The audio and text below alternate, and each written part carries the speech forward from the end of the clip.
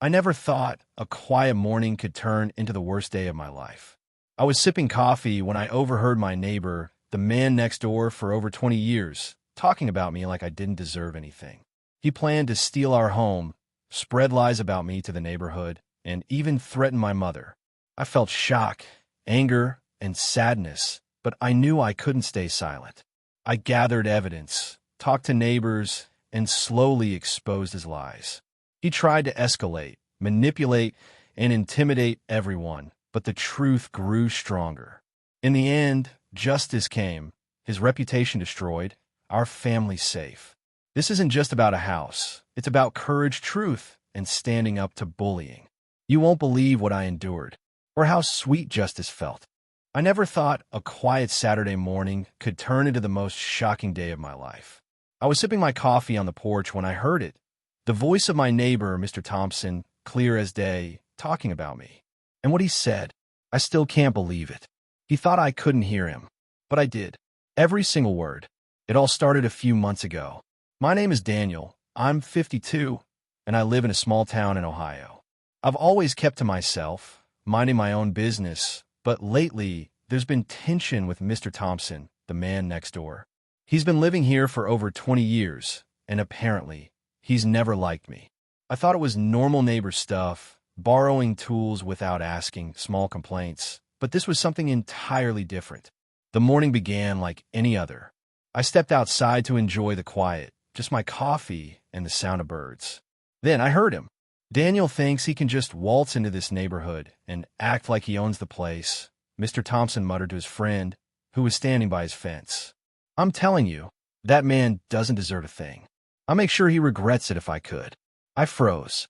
I couldn't believe he was talking about me like that, so openly. At first, I didn't want to believe it. Maybe I misheard. But then the words became sharper. I'd rather see that house empty than let him get a penny from the estate. He's sneaky. He doesn't belong here. My heart sank. He was talking about my parents' property, the house I grew up in. My father had passed 5 years ago, and my mother was still living there, getting older by the day. I had been planning to help her, maybe move back in, but I never imagined someone would actively try to sabotage me. I decided to confront him the next day. I walked over with my hands shaking, trying to keep my voice calm. Mr. Thompson, I said, I heard what you said yesterday. His eyes widened for a second. Then he smiled, nervously. Daniel, I don't know what you're talking about. I couldn't stay calm. Don't play dumb. You said I don't deserve a thing. You said you'd make sure I regret it. He laughed, a little too loudly. Oh, Daniel, you must have misheard. People talk. You know how it is. But I knew exactly what I had heard. Every single word. And that's when I realized this was bigger than just a grudge. He had been plotting behind my back for months. I remembered small things that didn't make sense before. A late call to my mother trying to influence her, vague warnings about the house to neighbors, and hints that I was not ready to inherit anything. That day, I went home and sat down, trying to figure out my next step. My mind was racing. How could someone be so cruel? And more importantly, what could I do about it? I wasn't going to let him get away with this.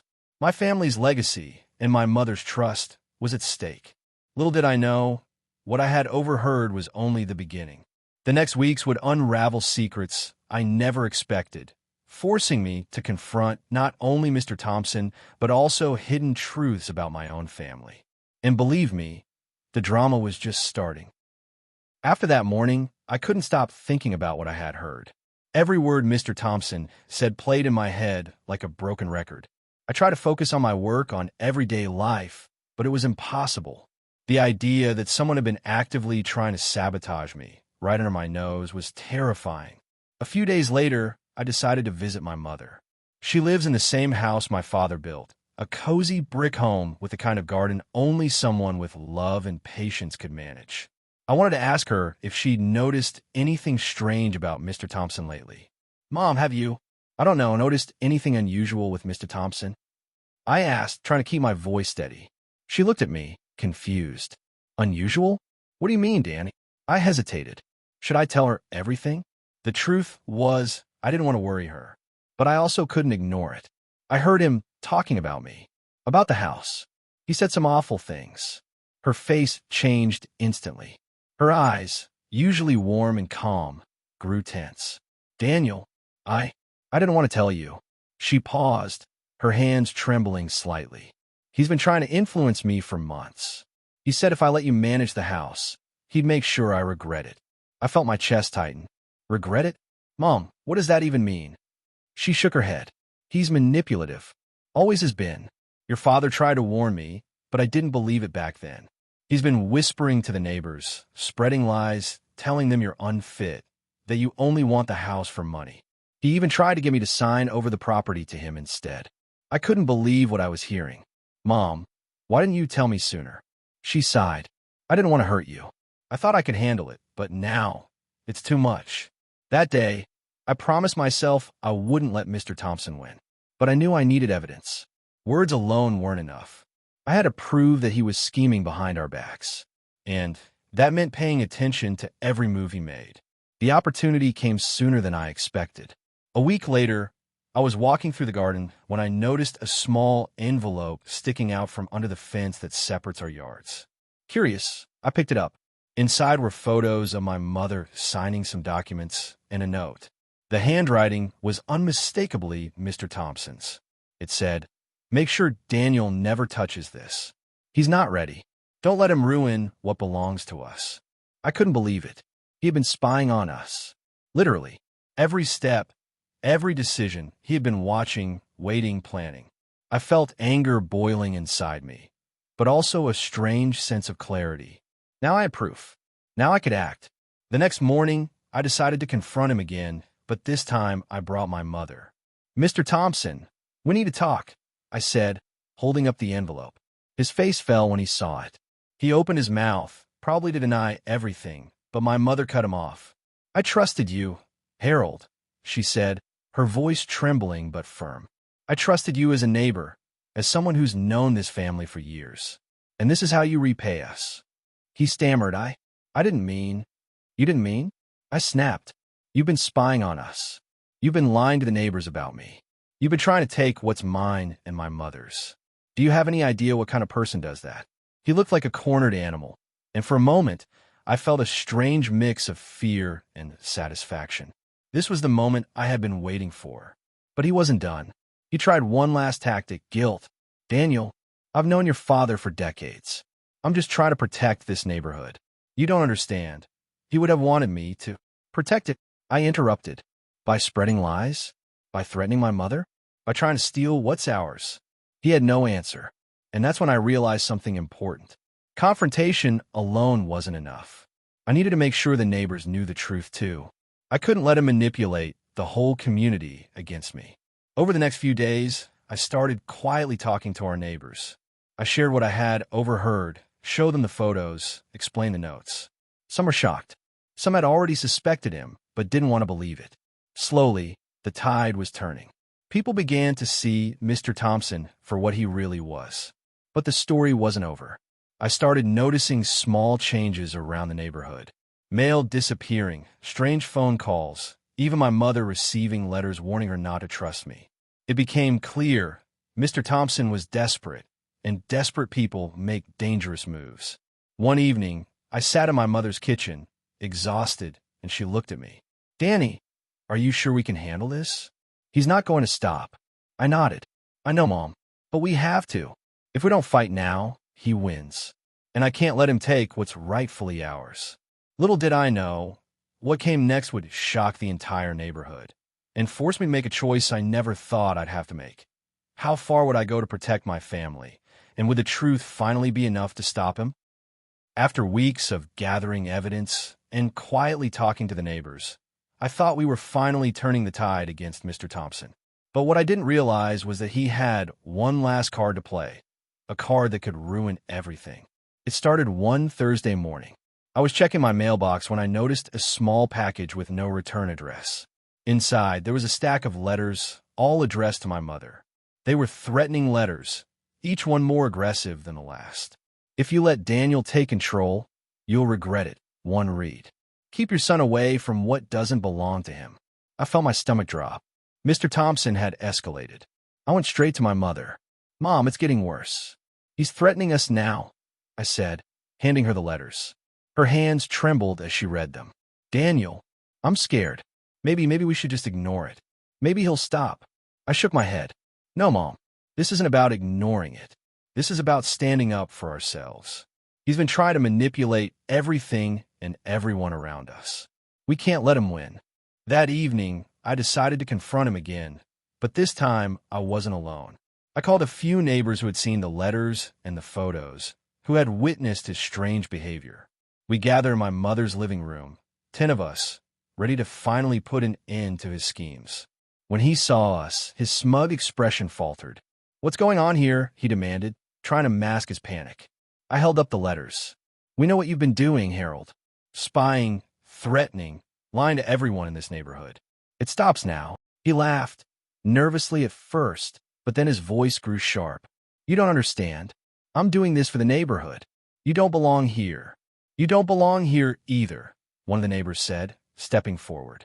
"You've been spreading lies, manipulating my family, trying to steal property that isn't yours. We know everything now." The room went silent. For the first time, I saw fear in his eyes. I realized something important in that moment. Power comes not from threats or secrets, but from the truth, and I finally had the truth on my side. Over the next few days, Mr. Thompson's behavior grew increasingly erratic. He would glare from his window whenever we were outside, make passive-aggressive comments, and even try to sabotage my mother's garden, cutting flowers and leaving trash in the yard. But the neighborhood was watching, and word spread quickly. People started documenting his actions, taking photos, calling local authorities when necessary. One evening, as I was talking to Mrs. Langley, a neighbor who had known Mr. Thompson for decades, she said something that made my heart skip a beat. "Daniel, you have no idea how many people he's deceived. I remember when your father first moved here. Harold made it his mission to undermine anyone who wasn't like him. But you're different. You actually care about people. That's why he's afraid of you." Her words struck me. I realized this wasn't just about the house or the letters. This was about respect, about the kind of person I was, and the values my family had always held. Mr. Thompson wasn't just trying to sabotage me. He was trying to erase everything my father had built, everything our family stood for. And then came the twist I never expected. One morning, I found a message slipped under our door, not from Mr. Thompson, but from someone inside his household. A voice, trembling with fear, admitted everything. "He's planning something big. I can't stop him, but you need to know. He's been lying to everyone. Neighbors, friends, even his own relatives. He's not who he pretends to be." It was a breakthrough. Suddenly, we had an insider, someone who could confirm all of Mr. Thompson's schemes. I couldn't believe my luck. With this information, we were finally able to prepare for the confrontation that would bring everything to light. I arranged a neighborhood meeting where Mr. Thompson would have no choice but to face the truth. Neighbors arrived, documents in hand, letters, photos, and testimonies. The tension was thick, almost suffocating. I stood beside my mother, feeling a mix of fear and determination. When Mr. Thompson arrived, he tried to maintain his composure, but it was clear he knew he was trapped. I looked around the room at the faces of the people he had tried to manipulate, and I realized something powerful. Truth isn't just a weapon. It's a shield, and this shield was protecting everything I cared about. During the meeting, neighbor after neighbor spoke, recounting instances of his manipulation, showing the evidence, and challenging his lies. Every time he tried to interrupt, someone would counter with proof. By the end of the night, the room had shifted completely. The fear he had instilled in others was gone. People were no longer intimidated. They were united. Mr. Thompson left that night defeated, his face pale and angry. I felt a strange mix of relief and satisfaction. It wasn't over yet. He still had influence and anger, but the neighborhood had seen the truth. His power was crumbling. That night, I sat on the porch, exhausted but calm. I sipped my coffee, looking at the quiet street. The wind rustled through the trees, and I felt a strange sense of justice. For the first time in months, I felt safe, not just for me, but for my mother and our home. It was the week I realized things had reached a tipping point. Mr. Thompson was no longer subtle. He had crossed the line from whispering behind fences to full-on attacks. The neighborhood that had quietly been watching finally became aware, and the tension was electric. Every time I walked past his house, I felt his gaze like a weight on my shoulders. One morning, my mother called me in a panic. "Daniel, something happened last night. The front gate, it's broken. And there's a note." She handed me a crumpled piece of paper. In jagged handwriting, it read, "Back off. This isn't over." My hands trembled as I read it. It wasn't just intimidation anymore. This was an escalation. I knew I had to act, but I also had to be smart. I couldn't confront him blindly. I contacted some neighbors who had been supportive all along, and we decided to keep watch, document everything, and even record video evidence of his actions. What I didn't expect was the betrayal from someone I thought I could trust. It started subtly. My mother mentioned that one of her old friends had been visiting, always offering advice, always siding with Mr. Thompson. At first, I thought it was harmless, but then I caught a glimpse of her friend leaving a suspicious package near the fence. I felt my blood boil. How could someone we trusted secretly be aiding him? I confronted her in the kitchen. "Why are you helping him? Do you realize what he's done to our family?" She froze. Her eyes darted to the floor. I didn't think it would go this far. I wanted to keep the peace." "Peace?" I shouted. "You're helping him threaten my mother, sabotage our home, and lie to the entire neighborhood. That's not peace." Her guilt was obvious. She broke down, confessing everything. She had been coerced, scared of losing her social standing in the neighborhood. "He threatened me too," she whispered. "He said if I didn't help, he'd ruin my reputation." I didn't know what else to do. It was a harsh reminder. Manipulation often reaches farther than we imagine. But it also gave me an idea. If she could be influenced, maybe she could also help us from the inside. I promised her protection and support. Slowly, she agreed to feed us information about Mr. Thompson's next moves. The days that followed were intense. Every action he took, every attempt at sabotage we documented. And then came the moment that pushed him over the edge. One morning, I saw him storming out his house, shouting at the neighbors, waving his arms wildly. "You all don't understand. I've been protecting this neighborhood." Protecting it? I called out from my porch. By lying, spying, and threatening people. The neighbors, now fully united, stepped forward. "We know everything, Harold. We see the truth now." But Harold wasn't done. He turned to me with a cold glare.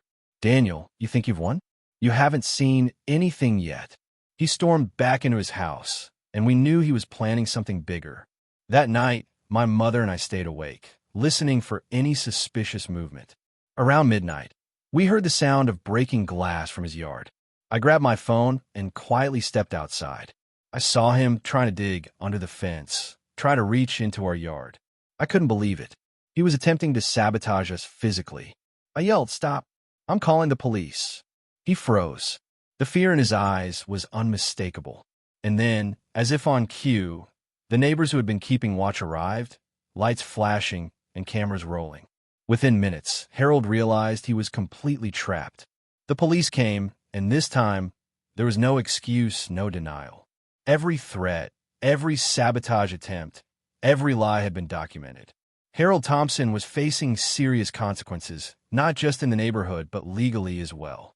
As he was led away, he glared at me one last time. "This isn't over, Daniel," he spat. I watched him go, a mixture of relief and satisfaction washing over me. I knew he might try to fight back, but the damage was done. His reputation was ruined, his schemes exposed, and the neighborhood united against him. That night, I sat on the porch with my mother, both of us exhausted but safe. "We did it, Danny," she whispered. "We protected our home. We protected our family." I nodded, and we showed that truth, courage, and unity are stronger than lies, manipulation, and fear. It had been a battle, and it wasn't easy. There were moments I doubted myself, moments when I feared we couldn't win. But standing together, protecting each other, and refusing to let fear rule our lives, that was the ultimate victory.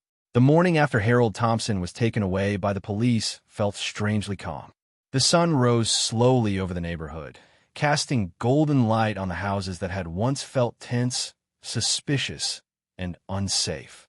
For the first time in months, my mother and I could breathe. But deep down, I knew this wasn't the end of the story. It was the beginning of healing and rebuilding. The police had thoroughly investigated everything. The letters, the photographs, the video footage, all of it was cataloged as evidence. Harold faced multiple charges: harassment, trespassing, intimidation, and attempted property sabotage. He tried to fight back, of course, claiming that he had good intentions, but nobody believed him. Not my mother, not the neighbors, and certainly not me. In the following days, the neighborhood began to change. People who had been afraid to speak finally voiced their experiences with Harold. Stories poured out: how he had tried to turn neighbors against each other, how he had spread lies about people's finances and intentions, even how he had blackmailed some to stay silent. The community, which had been quiet for years, became united. It was incredible to witness. One afternoon, while my mother and I were sitting on the porch, Mrs. Langley came over with a basket of freshly baked cookies. She smiled warmly. "Daniel, you have no idea what you've done for this neighborhood. People are finally feeling safe again.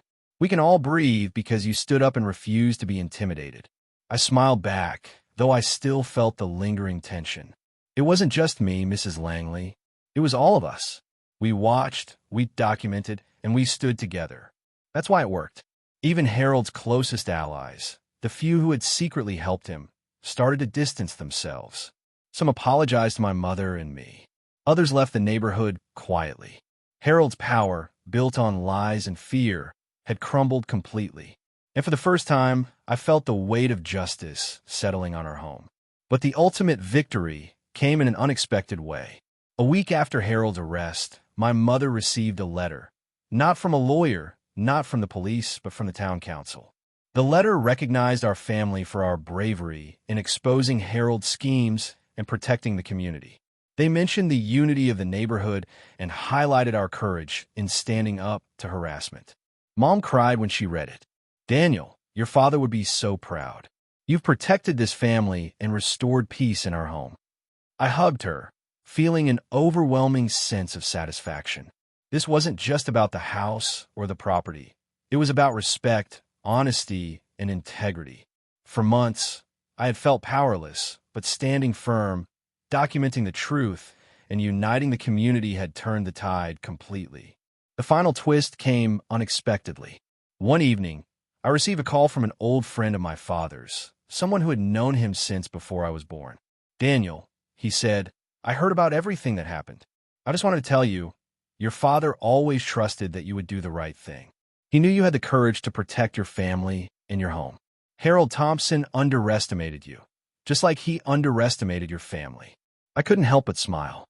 It felt like a weight had lifted, not just from our home, but from my chest, from the years of anxiety, fear, and uncertainty. Justice wasn't just served legally. It was served morally, emotionally, and socially. Harold's reign of manipulation and intimidation was over. Months later, life returned to a peaceful rhythm. My mother tended to her garden, neighbors greeted each other warmly again, and I finally felt a sense of belonging in my own home. Harold Thompson was still out there, paying for his crimes, but the neighborhood had learned something important. Fear only has power when people allow it. And when the truth comes to light, lies crumble and justice prevails. As for Harold, the law ensured he could no longer threaten anyone. He was facing serious consequences, and the reputation he had built over decades was destroyed. Karma, in its own way, had finally caught up with him. And for the first time, I felt a profound sense of relief and vindication. Sitting on the porch one evening with my mother, sipping tea and watching the sun dip below the horizon, I reflected on everything that had happened. I thought about fear, courage, betrayal, and justice. And I realized something simple but powerful. Sometimes standing up is the only way to protect what's right, and sometimes the truth is the most powerful weapon we have.